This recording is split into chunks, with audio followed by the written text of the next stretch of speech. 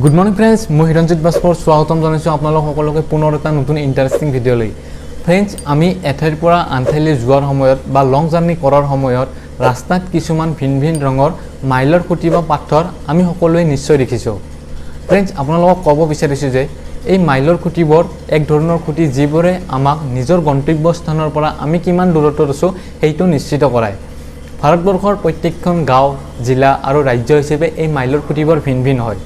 আৰু এইটো ৰাস্তাটোৰ ওপৰত নিৰ্ভৰ কৰে। ইয়াৰে প্ৰথম খুঁটিটো হৈছে হালধীয়া ৰঙৰ মাইলৰ খুঁটি।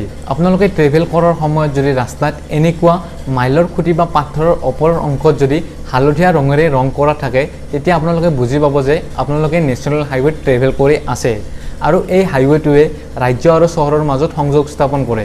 এনেকুৱা হাইৱে আৰু ৰাস্তাবোৰৰ মেইনটেনেন্স মানে চোৱা চিতা কেন্দ্ৰ চৰকাৰে কৰে। নেক্সট 2 নম্বৰতে হৈছে সেউজীয়া ৰঙৰ মাইলৰ খুঁটি বা পাথৰ। কেইবাবাৰো আপোনালোকে ট্ৰেভেল কৰাৰ সময়ত ৰাস্তাত এনেকুৱা কিছুমান মাইলৰ খুঁটি বা পাথৰ নিশ্চয় দেখিবলৈ পাইছে। ইয়াৰ অৰ্থ হৈছে আপোনালোকে নেশ্যনেল হাইৱেৰ পৰা ওলাই আহি ষ্টেট হাইৱেত প্ৰৱেশ কৰিছে। ষ্টেট হাইৱেবোৰে ৰাজ্য আৰু জিলাবোৰৰ মাজত সংযোগ স্থাপন কৰে আৰু এনেকুৱা হাইৱেবোৰৰ মেইনটেনেন্স ষ্টেট গভৰ্ণমেণ্টে কৰে। নেক্সট 3 নম্বৰতে হৈছে কলা ৰঙৰ মাইলৰ খুঁটি বা পাথৰ। হালধীয়া আৰু সেউজীয়া ৰঙৰ বাহিৰে যদি কেতিয়াবা আপোনালোকে ৰাস্তাত এনেকুৱা কলা ৰঙৰ মাইলৰ খুঁটি বা পাথৰ দেখা পায় তেতিয়া আপোনালোকে বুজি যাব আপোনালোকে কোনোবা এখন ডাঙৰ চহৰ নাইবা জিলাত প্ৰৱেশ কৰিছে আৰু এনেকুৱা ৰাস্তাবোৰ সেই চহৰৰ প্ৰশাসনৰ দ্বাৰা চোৱা চিতা কৰা হয়। নেক্সট 4 নম্বৰ আৰু শেষৰটো হৈছে কমলা ৰঙৰ মাইলৰ খুঁটি বা পাথৰ।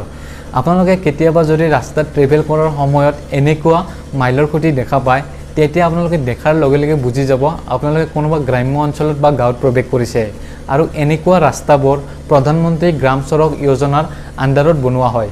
সো ফ্ৰেন্ডস, নেক্সট টাইম যেতিয়া আপোনালোকে ট্ৰেভেল কৰিবলৈ ওলায় তেতিয়া কমসে কম যাতে গম পায় কোনটো খুঁটি বা কোনটো পাথৰৰ অৰ্থ কি আৰু আপোনালোকে সঠিক ৰাস্তাত আছে নে নাই। ফ্ৰেন্ডস, ভিডিঅ'ত দিয়া ইনফৰমেশ্যনবোৰ কেনেকুৱা পালে আমাক কমেণ্ট কৰি নিশ্চয় জনাব আৰু যদি ভিডিঅ'টো চাই ভাল পাইছে সকলোলৈ শ্বেয়াৰ কৰি দিয়ক আৰু আপোনালোক যদি আমাৰ চেনেলটোলৈ প্ৰথমবাৰৰ বাবে আহিছে তেতিয়াহ'লে প্লিজ ছাবস্ক্ৰাইব কৰি বেল আইকনটো প্ৰেছ কৰি দিব যাতে আমাৰ আহিবলগীয়া ভিডিঅ'সমূহৰ নটিফিকেশ্যন আপোনালোকে সকলোতকৈ পোনপ্ৰথমে পায়।